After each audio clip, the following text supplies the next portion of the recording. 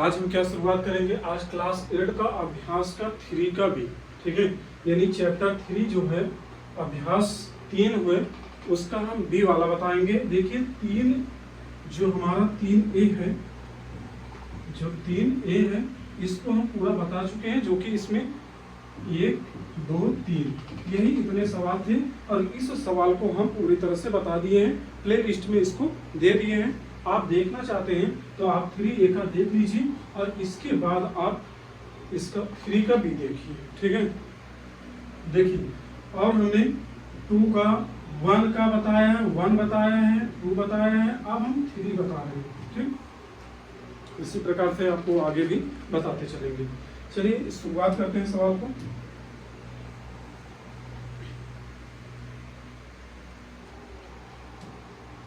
देखिए इसमें कह रहा है पहले वाले में पहला संख्या है 3A का भी पहला नंबर सवाल है हमारा 8 तथा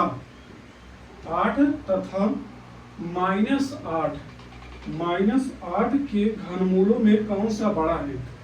-8 के घन मूलों में कौन सा बड़ा है, कौन सा बड़ा है, इसी को हमको देखना है। यानी 8 तथा -8 के घनमूलों में कौन सबसे बड़ा है। तो सबसे पहले हम 8 को देख लेते हैं, इसमें कौन सा बड़ा है, ठीक। पहले 8 को देख लीजिए, इसके बाद हम -8 को भी देख लेते हैं। यहाँ पे देखिए 8 को देखते हैं, अगर हम इसको देखते हैं 8 को, तो देखते हैं इसमें कौन सा बड़ा है, ठीक है, कौन सा बड़ा है घनमूलों में। तो 2 गुणे 2 कितना हो जाएगा, 2 दूना 4, 4 दूना 8 हो जाएगा, ठीक। अब यहीं पे अगर हम देखते हैं कौन सा बड़ा है, तो इसमें अगर हम देखते हैं -8 को, अगर -8 को देखते हैं तो -2 गुणे -2 गुणे -2, ठीक है। तो यहाँ पे देखिए कितना हो जाएगा, इसमें से यहाँ पे 2 का ये घनमूल बनेगा, 2 का बनेगा और यह -2 का बनेगा। कितने का बना, -2 का। तो आप अब तो जान ही गए होंगे कि कौन सा बड़ा है इसमें, +8 कौन है, +8, -2 नहीं होगा। -2 का मतलब है पीछे आना और +2 का मतलब है आगे जाना, ठीक है। तो इस प्रकार से इसमें 8 तथा -8 के घनमूलों में कौन सा बड़ा है, तो हम कह सकते हैं कि हमारा 8 बड़ा है, यानी +8 बड़ा है, ठीक। पहला सवाल हमारा कंप्लीट है।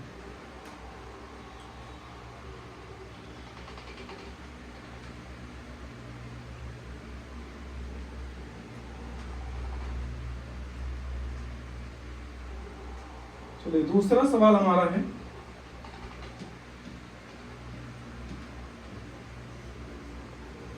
दूसरे सवाल को देखते हैं।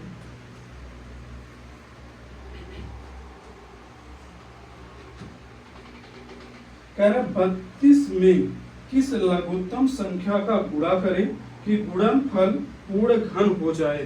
यानी कह रहा है 32 है, 32 इसमें दिया गया है।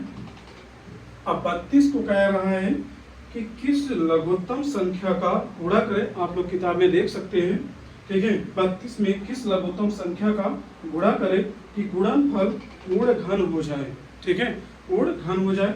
तो हम इसको लिख सकते हैं कि 32 में किस संख्या का ऐसा गुणा करें कि जो पूर्ण घन हो जाए। तो देखिए 2 से गुणा करते हैं, 2 2 2 2 दूना 4, 4 दूना 8, 8 दूना 16, 16 दूना 32। यहाँ क्या करेंगे, हम 2 से गुणा करेंगे तो क्या हो जाएगा, 32 का पूर्ण घन हो जाएगा। यानी अभाज्य संख्या 2 का त्रिक समूह है। क्या है, अभाज्य संख्या 2 का जो अभाज्य है 2 का त्रिक समूह है। यानी त्रिक समूह का मतलब है, यानी इसमें देखिए समूह बन रहा है, समूह नहीं, 2 दूना 4, 4 दूना 8, 8 दूना 16, 16 दूना 32, यही हमारा, ठीक है। इसमें कह रहा है 32 में किस लघुत्तम संख्या का गुणा करें कि गुणनफल पूर्ण घन हो जाए, ठीक है। तो यानी अगर हम पूर्ण घन बनाने के लिए 2 से गुणा करेंगे तो ये हमारा 32 का पूर्ण घन हो जाएगा। यही हमारा सवाल है, ठीक है। चलिए आगे सवाल देखते हैं। ये दूसरा सवाल था हमारा। तीसरा सवाल में कह रहा है, तीसरा सवाल देखते हैं। तीसरा सवाल में कह रहा है निम्नलिखित में कौन सी संख्या पूर्ण घन है। तो पहला सवाल, इसमें कई सवाल दिए हैं जो कि इसमें पूछा है कि पूर्ण घन कौन सा संख्या हो सकते हैं। पहला देखते हैं 432, 432 है, 729 है, 729 है, 13/8/24, 13/8/24 ये है, और 42/87/5, 42/87/5। आगे सवाल है हमारा 46/08, 11/25, 11/25।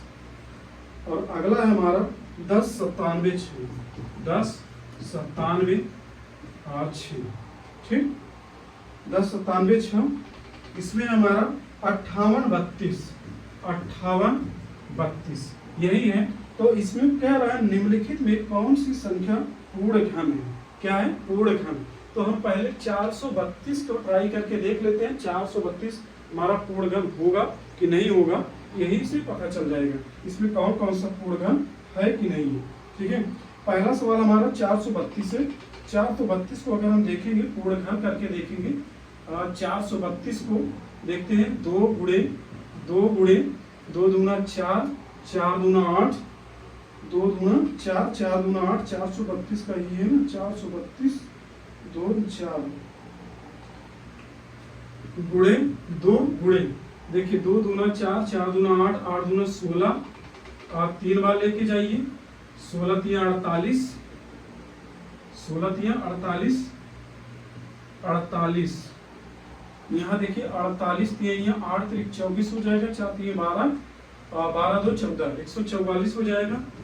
और 144 तिहाई, 4 तिहाई 12 हो जाएगा, 4 तिहाई 12, 4 तिहाई 12, 1 13 हो जाएगा, और 3 एकम 3, 3 1 4, 432। ठीक है, तो इसको देखेंगे कि 2 दूना 4, 4 दूना 8, 2 दूना 4, 4 दूना 8, 8 दूना 16, 16 तिया 48, 48 तिहाई 144, और 144 तिहाई कितना हो जाएगा? 432 हो जाएगा। तो क्या यह हमारा पूर्ण घन है? इसको अगर सवाल पूछा जाए क्या पूर्ण घन है, तो यह पूर्ण घन नहीं है, क्योंकि इसमें डिफरेंट आया है, तो यह हमारा पूर्ण घन नहीं हो सकता। इसलिए हम सवाल को कहेंगे यह हमारा पूर्ण घन सवाल नहीं है। ठीक है, पूर्ण घन सवाल नहीं है, इसलिए हम इसको पूर्ण घन नहीं मान सकते। ठीक, अगला हमारा है 729।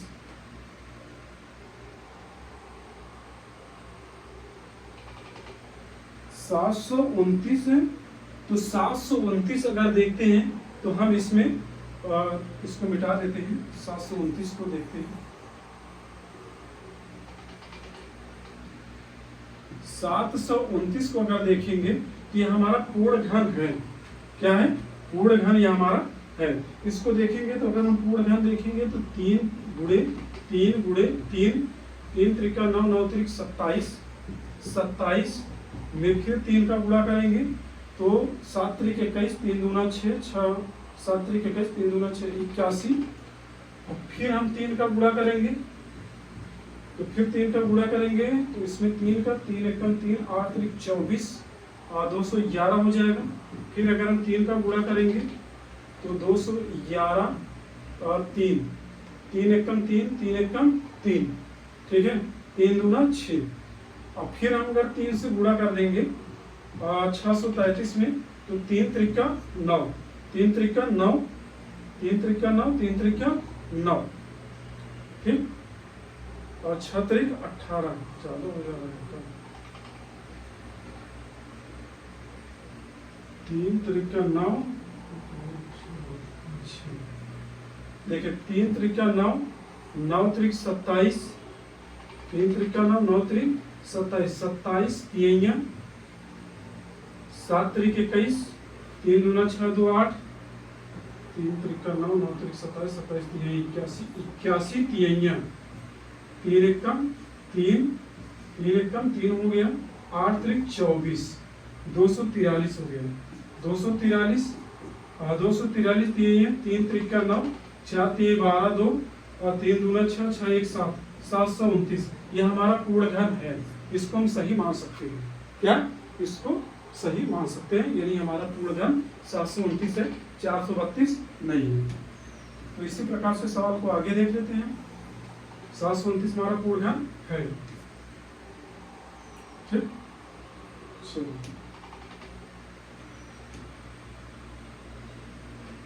अगला हमारा है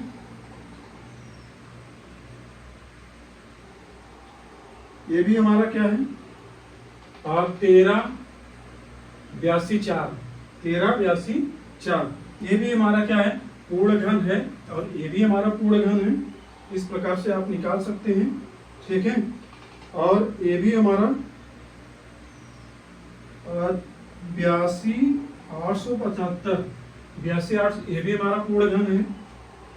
ठीक, 82 875 ये भी हमारा पूर्ण घन है, और 4608 ये हमारा पूर्ण घन नहीं है।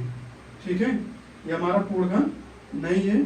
अगला हमारा है 1125, ये भी हमारा क्या है, पूर्ण घन संख्या नहीं है।